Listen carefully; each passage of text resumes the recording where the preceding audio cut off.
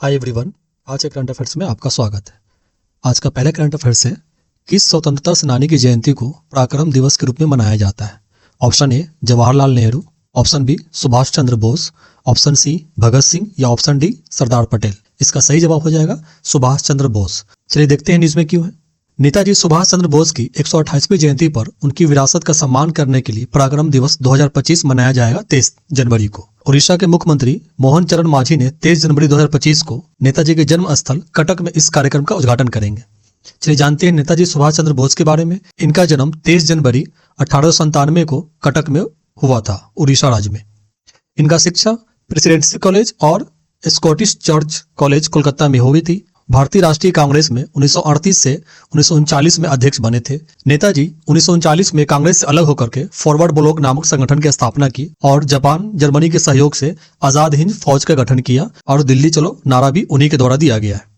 उनका प्रसिद्ध नारा था, तुम मुझे खून दो मैं तुम्हें आजादी दूंगा, और जय हिंद भी उनमें से संबंधित है। उनकी मृत्यु 18 अगस्त 1945 को एक विमान दुर्घटना में रस्मई तरीके से हुआ है। पराक्रम दिवस के बारे में जानते हैं। नेताजी सुभाष चंद्र बोस की जयंती हर साल 23 जनवरी को मनाई जाती है और वर्ष 2021 से भारत सरकार ने इन जयंती को पराक्रम दिवस के रूप में मनाने का निर्णय लिया। पहला पराक्रम दिवस 2021 में नेताजी की 125वीं जयंती के अवसर पर मनाया गया। यह निर्णय उनके अदम्य साहस, देशभक्त और उनके स्वतंत्रता संग्राम में महत्वपूर्ण योगदान को समर्पित है। चलिए अगला करंट अफेयर्स देखते हैं। खेलो इंडिया विंटर गेम्स का आयोजन कौन करता है? ऑप्शन ए भारतीय ओलंपिक संघ, ऑप्शन बी युवा मामले और खेल मंत्रालय, ऑप्शन सी जम्मू कश्मीर राज्य सरकार या ऑप्शन डी भारतीय खेल प्राधिकरण। इसका सही जवाब हो जाएगा युवा मामले और खेल मंत्रालय करती है। चलिए देखते हैं न्यूज में क्यों है। केंद्रीय युवा मामले और खेल मंत्रालय लद्दाख में खेलो इंडिया विंटर गेम 2025 का पहला भाग का शुभारंभ की घोषणा किया। पहला भाग में कौन कौन सा खेल होगा? पहला है आइस हॉकी और आइस स्केटिंग, जो लद्दाख में 23 जनवरी से 27 जनवरी तक चलेगा। वही दूसरा भाग जम्मू एंड कश्मीर में 22 फरवरी से 25 फरवरी तक स्कीइंग जैसे बर्फ खेल खेले जाएंगे। 2025 में इसका 5वां संस्करण है। खेलो इंडिया विंटर गेम्स 2024 का शुभंकर था हिम तेंदुआ, जिसे सीनियर सी कहा जाता है। सबसे ज्यादा पदक जीतने वाले स्वर्ण पदक भारतीय सेना थे, कुल पदक 10 जीते। उसके बाद कर्नाटका राज्य स्वर्ण पदक 9 और तीसरे नंबर पे थे महाराष्ट्र, जो 7 स्वर्ण पदक जीते। खेलो इंडिया विंटर गेम्स खेलो इंडिया योजना के तहत युवा मामले और खेल मंत्रालय के प्रतिभागी एथलीटों को अपने खेल और प्रतिस्पर्धा कौशल का प्रदर्शन करने के लिए राष्ट्रीय स्तर पर एक मंच प्रदान करता है, जैसे खेलो इंडिया युवा खेल, खेलो इंडिया विश्वविद्यालय खेल, खेलो इंडिया पैरा गेम्स और खेलो इंडिया शीतकालीन खेल का आयोजन किया जाता है। इसकी शुरुआत 2020 से की गई है। चलिए अगला न्यूज देखते हैं। 2011 जनगणना के अनुसार भारत में कितने विशेष रूप से कमजोर जनजातीय समूह पहचाने गए हैं? Option A 50, option B 75, option C 100 या ऑप्शन बी 52। इसका सही जवाब हो जाएगा 75। विशेष रूप से कमजोर जनजातीय समूह पीवीटीजी 75 समूह को पहचाने गए हैं 2011 जनगणना के अनुसार। चलिए देखते हैं। 2011 की जनगणना के अनुसार भारत में अनुसूचित जनजाति की आबादी 10 करोड़ 45 लाख है, जिसमें से 18 राज्यों और केंद्र शासित प्रदेश अंडमान निकोबार द्वीप समूह को लेकर 22 समुदायों को विशेष रूप से कमजोर जनजातीय समूह के रूप में पहचाना गया है। चलिए जानते हैं कि विशेष रूप से कमजोर जनजातीय समूह कौन कौन से हैं और उन्हें कैसे निर्धारित किया जाता है, और इनके द्वारा सरकार के द्वारा इन्हें आर्थिक रूप से समृद्ध बनाने के लिए कौन कौन सा योजना लाई गई है। विशेष रूप से कमजोर जनजातीय समूह अनुसूचित जाति का एक उपवर्ग है या अनुसूचित जनजाति का एक वर्ग है, जिसे सामान्य एसटी की तुलना में अधिक असुरक्षित माना जाता है। पीवीटीजी सूची सरकार के द्वारा लुप्त प्राय आदिवासी समूहों को जीवन स्तर को सुधारने के लिए प्राथमिकता के उद्देश्य से बनाई गई थी। 1975 में भारत सरकार ने डेबर आयोग की सिफारिश पर 52 जनजाति समूह को पीवीटीजी घोषित किया। वही वर्तमान में अनुसूचित जनजातियों में से 75 पीवीटीजी है। सबसे अधिक पीवीटीजी उड़ीसा राज्य है। इसके अलावा महाराष्ट्र, मध्य प्रदेश, छत्तीसगढ़, झारखंड और आंध्र प्रदेश, तमिलनाडु में भी इनके जनजातीय समूह रहते हैं। इनके मंत्रालय है जनजातीय मामलों के मंत्रालय। पीवीटीजी की विशेषता क्या क्या है, किस आधार पर पीवीटीजी निर्धारित की जाती है?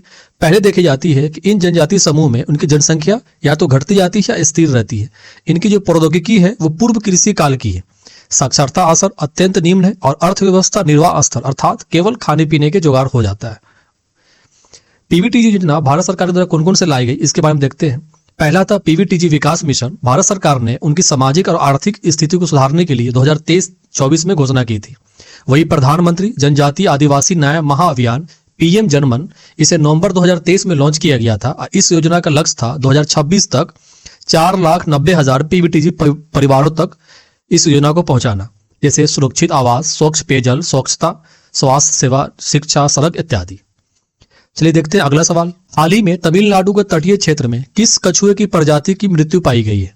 Option A green sea turtle, option B hawksbill turtle, option C olive ridley turtle, option D leatherback turtle. इसका सही जवाब हो जाएगा ऑलिव रिडेले टर्टल। चलिए देखते हैं न्यूज में क्यों है। हाल ही में तमिलनाडु के तटीय क्षेत्र विशेषकर चेन्नई में बड़ी संख्या में मृत ऑलिव रिडेले टर्टल पाए गए हैं।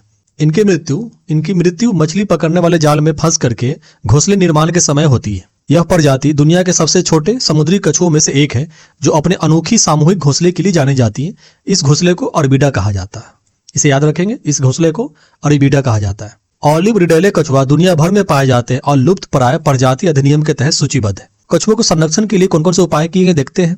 भारत में वन्य जीव संरक्षण अधिनियम 1972 की अनुसूची में आते हैं, साइट्स के परिशिष्ट में है और IUCN के लाल सूची में, रेड लिस्ट में भी असुरक्षित है। प्रवासी प्रजातियों का सम्मेलन सूचीबद्ध है और प्रमुख कछुआ प्रजातियों की सुरक्षा के लिए सितंबर 1997 में गहीर माथा समुद्री वन्य जीव अभ्यारण्य की घोषणा की, जो उड़ीसा राज्य में स्थित है, एक समुद्री अभ्यारण्य है। चलिए अगला न्यूज देखते हैं। भारतीय संविधान का निम्नलिखित में से कौन सा अनुच्छेद समान नागरिकता संहिता से संबंधित है? ऑप्शन ए अनुच्छेद 19, अनुच्छेद 44, ऑप्शन सी अनुच्छेद 356 या ऑप्शन डी अनुच्छेद 21। इसका सही जवाब हो जाएगा आर्टिकल 40 समान नागरिक संहिता से संबंधित है। चलिए देखते हैं न्यूज में क्यों था। समाचार एजेंसियों के अनुसार हाल ही में उत्तराखंड सरकार ने राज्य में समान नागरिकता संहिता को कार्यान्वयन के लिए नियमों को मंजूरी दी है। जब ये लागू हो जाएगा तो उत्तराखंड समान नागरिक संहिता लागू करने वाला भारत का पहला राज्य बन जाएगा। समान नागरिक संहिता के बारे में जानते हैं। इसका उद्देश्य सभी नागरिकों को एक समान व्यक्तिगत कानूनों को लागू करना, चाहे उनका धर्म, लिंग, जाति कुछ भी है। इसमें विवाह, तलाक, गोद लेना, विरासत और उत्तराधिकारी जैसे मामले शामिल किए जाते हैं।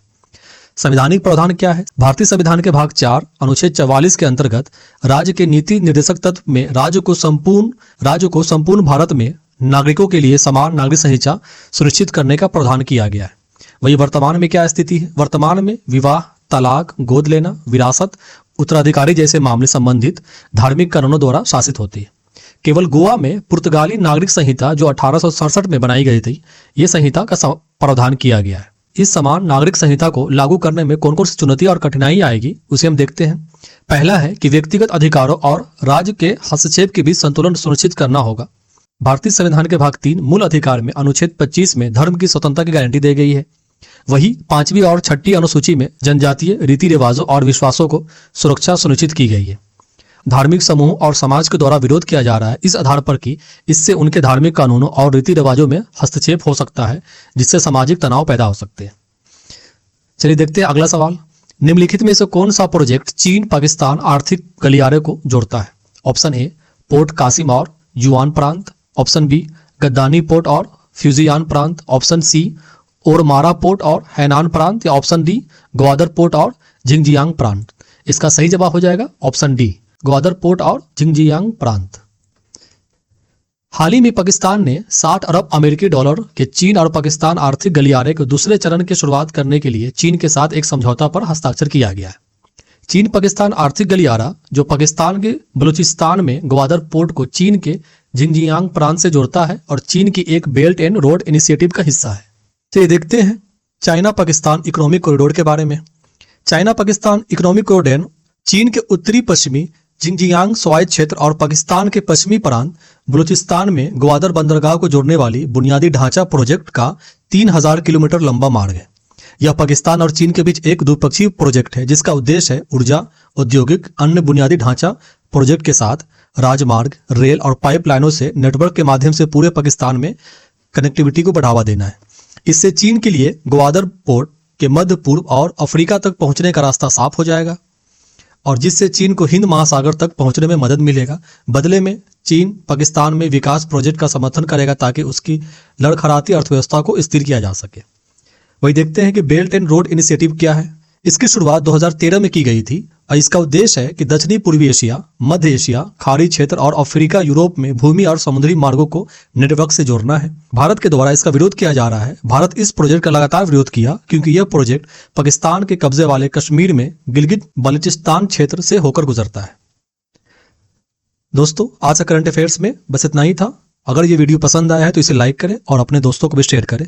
चलिए कल के करंट अफेयर्स को हम रिवीजन करते हैं। कल का करंट अफेयर्स था फ्लेमिंगो फेस्टिवल 2025 कहाँ मनाया गया। इसका सही जवाब हो जाएगा आंध्र प्रदेश में मनाया गया। अगला सवाल था किस संगठन ने एंटिटी लॉकर प्लेटफॉर्म विकसित किया है। इसका सही जवाब हो जाएगा इलेक्ट्रॉनिक्स और सूचना प्रौद्योगिकी मंत्रालय। अगला सवाल था भारतीय रिजर्व बैंक के द्वारा नवगठित अस्थायी बाह्य सलाहकार समिति अर्थात स्टैंडिंग एक्सटर्नल एडवाइजरी कमेटी का अध्यक्ष कौन है। इसका सही जवाब हो जाएगा MK जैन है। नेक्स्ट क्वेश्चन देखते हैं कलारीपट्टू भारत के किस राज्य में प्रचलित मार्शल आर्ट है। इसका सही जवाब हो जाएगा यह केरल राज्य के प्रसिद्ध मार्शल आर्ट है। अगला सवाल था किस वर्ष को अंतर्राष्ट्रीय ग्लेशियर संरक्षण वर्ष घोषित किया गया है। इसका सही जवाब हो जाएगा 2025 को international year of glacier preservation घोषित किया गया है। नेक्स्ट सवाल है निम्नलिखित में से किस संगठन ने विश्व रोजगार और सामाजिक परिदृश्य रुझान रिपोर्ट 2025 अर्थात world employment and social outlook trend report 2025 प्रकाशित किया है। इसका सही जवाब हो जाएगा अंतर्राष्ट्रीय श्रम संगठन इंटरनेशनल लेबर ऑर्गेनाइजेशन ने इस रिपोर्ट को प्रकाशित किया है। दोस्तों आज के लिए बस इतना ही। अगर ये वीडियो पसंद आया है तो इसे लाइक करें और अपने दोस्तों को भी शेयर करें। तब तक के लिए stay focused and keep learning. Thank you and take care.